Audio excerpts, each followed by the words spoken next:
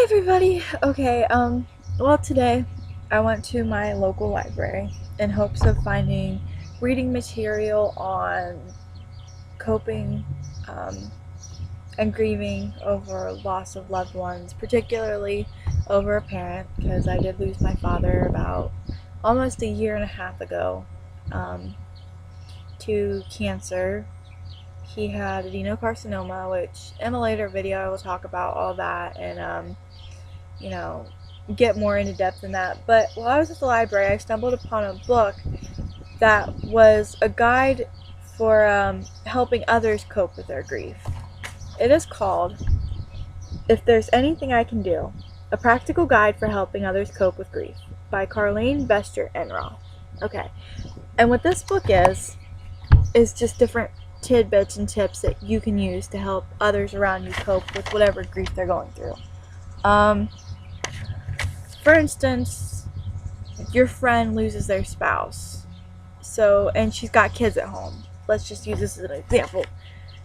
What you can do for her is, if she's got kids, the workload's probably a lot. You can make dinner and take over to their house, buy groceries for their household, do their laundry for them. In the book, it suggests doing a whole bunch of different housework, such as mowing their lawn, or if it's wintertime, shoveling out their driveway or shoveling the sidewalks, whatever it may be. But one thing in particular in there that I do not agree with, and I am in no way, shape, or form an expert on anything, just anything like this, but changing the bed sheets, probably not a good idea unless you talk to them first and make sure it's okay with them that you're changing their bed sheets and making their beds.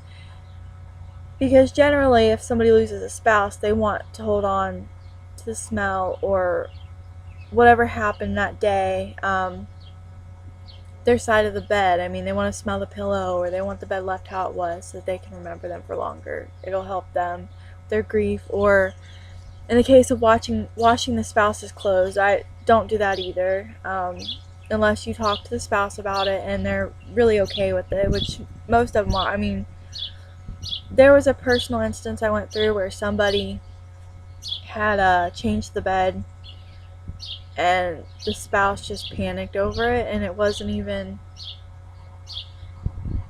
a day or two, maybe it was 2 days after the person had died, and they just had a total meltdown, and that's not good. And I know the person that did it was just trying to do something good for them, but definitely, unless you talk to them about it first, I don't recommend doing that.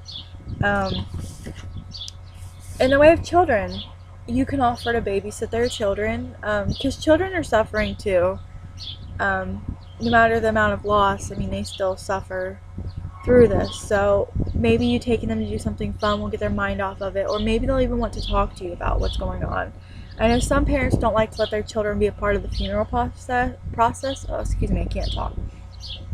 But even if they aren't a part of it, you can still help babysit the children so that they know that the children are in good hands and somebody who's really, wanting to help.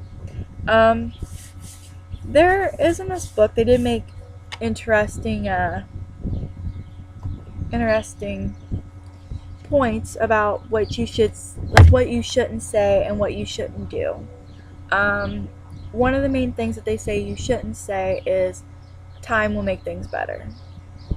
No, time does not make things better. I mean, through time, it may hurt a little less, the pain may stay the same, but through time, you're just learning how to go through the motions of everyday life without that person there. It doesn't necessarily mean that things are going to get better or all your wounds are going to be healed, because that's simply not the case. It also says not to tell them, I know how you feel.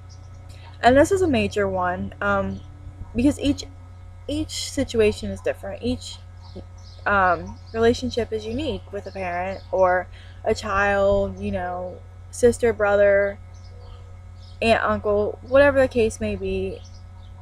It's all different. Each relationship is unique. So you don't know what the other person's going through, but you can relate.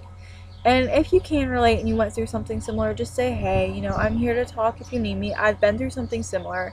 It wasn't exactly the same, but I can still relate a little bit. So I'm here. If you know.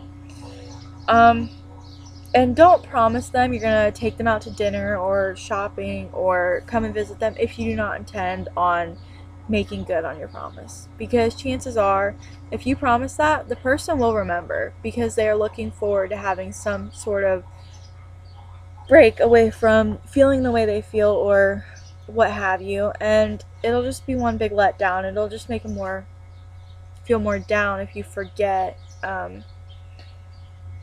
You know, you could make their day better if you don't forget, if you do go through with what you're promising. Anyways, there are a lot of different little tidbits in here that could really help you. I mean, definitely check out the book at the library. I will leave the description of the book, title, and author down below in the description box. Anyways, until next time, we'll see you later.